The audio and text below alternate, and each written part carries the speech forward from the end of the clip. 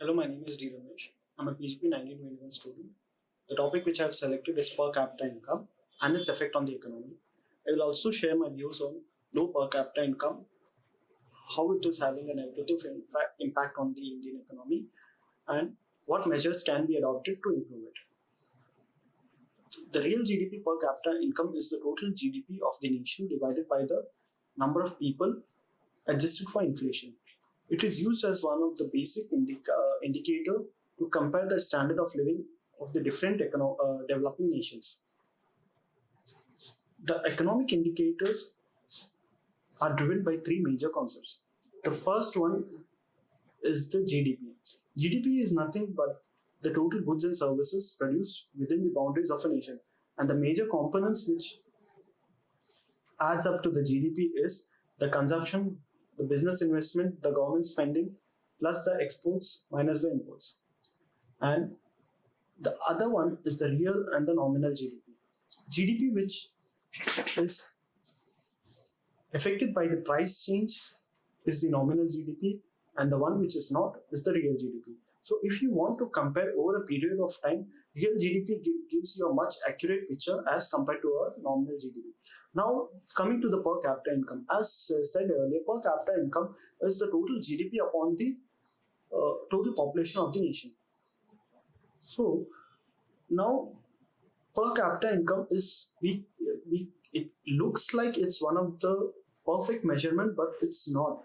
I would like to share about the pros and the cons. Coming to the pros is the higher GDP, the per capita income and the GDP per capita income and the life expectancy is positively correlated. It has been proven over a period of time. If the per capita income increases, the life expectancy also increases, and also the standard of living.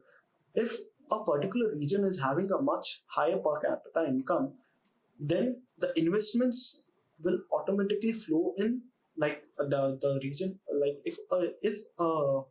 if someone wants to come up with an industrial setup, he will of course choose an area with a higher per capita income than a lower one, because if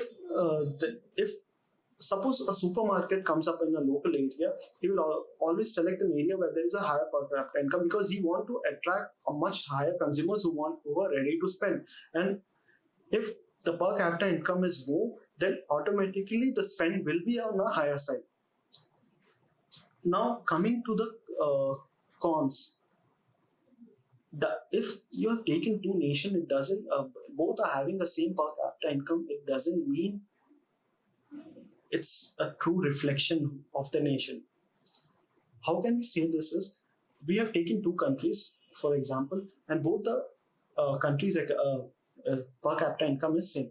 Now when we see the real picture, the population which lives below a major poverty line will be much higher on one country compared to the other. Still the per capita incomes remain same. How this is possible is the rich are substantiating for the poor ones. So there is an unequal distribution which has been not taken over by the per capita income.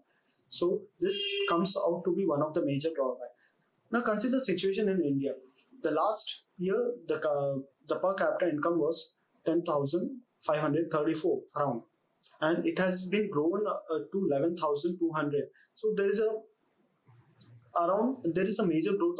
There is around growth of 6.8% over to the last year. Now, how does around 6.82%? But the percentage looks good, but it doesn't.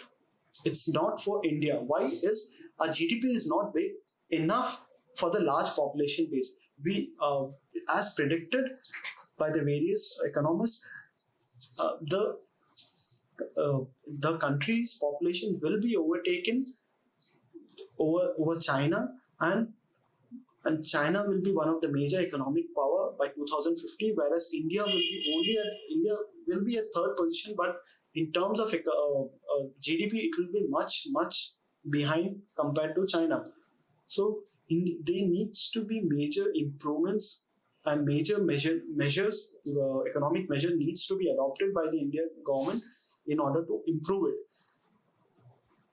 The and also the per capita income has come down to 11 year low, that is five the in the year 2019 to 20. So this is major indicator, like this is the right moment to be act to act. So what are the major steps which can be taken is the focus will be more on a manufacturing sector, when because it has been proven the different developed nations who has concentrated to develop the manufacturing sector has given a positive impact on the economy. So in order to develop the manufacturing sector, India needs to focus more on a skill set, developing the skill set of the citizens, and and also the inflations, which is also a major factor which is affecting the per capita income, and the interest rates.